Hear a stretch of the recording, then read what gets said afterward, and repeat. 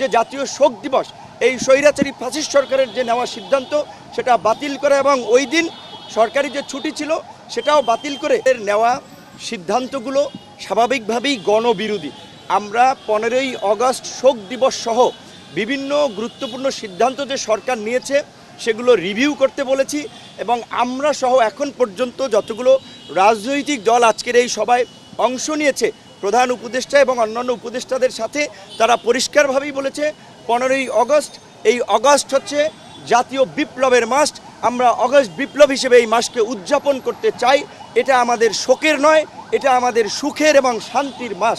কাজী এই 15ই আগস্টকে কেন্দ্র করে যে জাতীয় শোক দিবস এই স্বৈরাচারী ফ্যাসিস্ট সরকারের যে নেওয়া সিদ্ধান্ত সেটা বাতিল করা এবং ওই দিন সরকারি যে ছুটি ছিল সেটাও বাতিল করে স্বাভাবিক কার্যক্রম চালু করা এবং আওয়ামী ফ্যাসিস্ট শক্তি 15ই আগস্ট থেকে 21শে আগস্টের মধ্যে ঢাকায় যে তাণ্ডব চালানোর একটা মহা পরিকল্পনা নিয়েছে সেই পরিকল্পনায় সরকার যেমন আইনশৃঙ্খলা বাহিনীকে দিয়ে তারা মোকাবেলা করবে, একই সাথে আমরা এই আন্দোলনকারী ছাত্র জনতা নাগরিকদেরকে নিয়ে 2-1 দিনের মধ্যেই জনতার মঞ্চ গঠন করে এই গণহত্যায় জড়িত ঘাতক হাসিনার বিচারের দাবি এবং হাসিনাও তার দোসরদের বিচারের দাবিতে ঢাকা সহ সারা দেশের রাজপথে আমরা অবস্থান নেব। পাশাপাশি আজকে আমরা 14টি বিষয় আমরা প্রস্তাবনা দিয়েছি।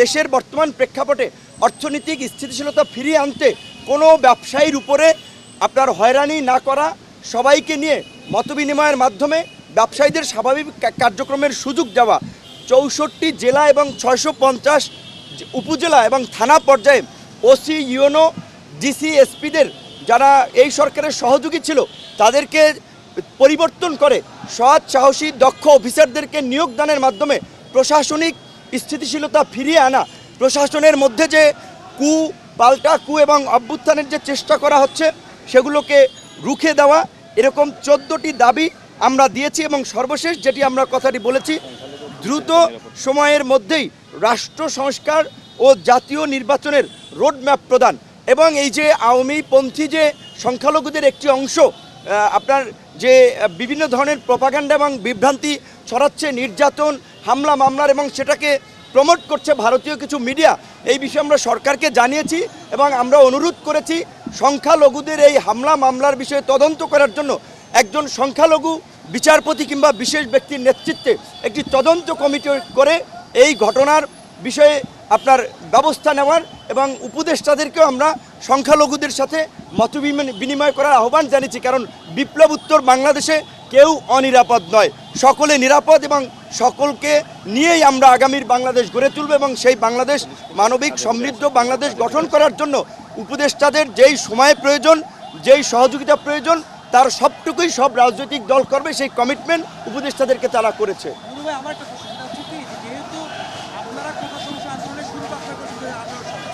এখন তো সমাধান হয়েছে, একটা গণঅভ্যুত্থান হয়েছে, সরকার পরিবর্তন হয়েছে, আপনার দাবিও পূরণ হয়েছে, কিন্তু 16ই জুলাই যে আবু সাইদের নিহতের দিনটাকে রাষ্ট্রীয় কোনো দিবস কিংবা একই সঙ্গে এই 5ই আগস্ট যে ঘটনাটি ঘটলো গণঅভ্যুত্থানের দিবসটিকে বিজয় দিবস বা এই ধরনের সেকেন্ড জেনারেশনের দিবসকে আপনাকে দাবি তুলছেন কিনা বা কোনো আওয়াজ? হ্যাঁ, আমরা অলরেডি বলেছি যে আগস্ট মাসকে অক্টোবর বিপ্লবের মতো আগস্ট বিপ্লব হিসেবে জাতীয় পর্যায়ের স্বীকৃতি দিয়ে এটা পালন করার এবং আপনারা জানেন যে এই মুহূর্তে এই সরকারের জন্য চ্যালেঞ্জ হচ্ছে আইন শৃঙ্খলা পরিস্থিতি স্বাভাবিক রাখা এবং জনজীবন তথা বাংলাদেশের পরিবেশকে শান্ত রাখা। যেহেতু এই যে পরাজিত ফ্যাসিস্ট শক্তি, দানবীয় শক্তি নানানভাবে দেশকে অস্থিতিশীল করার পায়তারা করছে, মরণ কামড় দেওয়ার চেষ্টা করছে, সেই সরকার এবং এই অভ্যুত্থানকারী ছাত্র জনতাকে সেটা রুখে দেওয়ার মধ্য দিয়ে স্থিতিশীল অবস্থা বজায় রাখাই এই মুহূর্তে চ্যালেঞ্জ। কাজী আমাদের অনেক ডিমান্ড আছে, অনেক কিছু বলার আছে। আজকে আমরা অত বিস্তারিত আলাপে যাই নাই, 14 দফা দিয়েছি এই পরিস্থিতি নিয়ন্ত্রণ করার জন্য।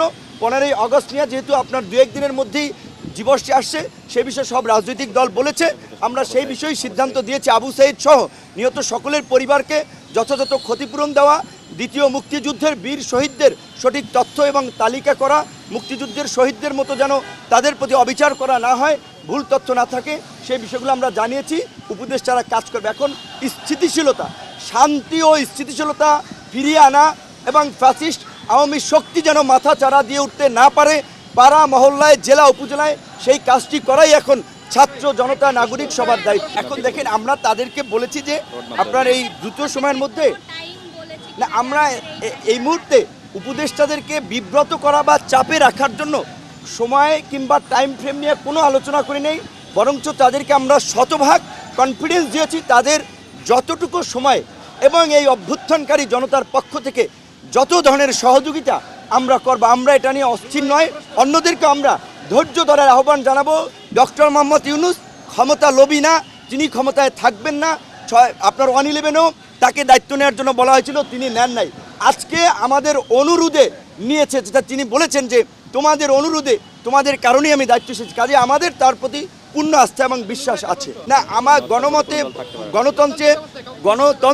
গণতন্ত্রে বহুমত বহুপথ থাকবে, কিন্তু পৃথিবীর বহু দেশে নজির আছে যে মানবতা বিরোধী অপরাধে জড়িতদের বিরুদ্ধে আইনগতভাবে পদক্ষেপ নেওয়া, তাদেরকে নিষিদ্ধ করা। জার্মানিতে নাৎসিদের নিষিদ্ধ করা হয়েছে, আপনার ইটালিতে মুসলিনের পার্টিকে নিষিদ্ধ করা হয়েছিল।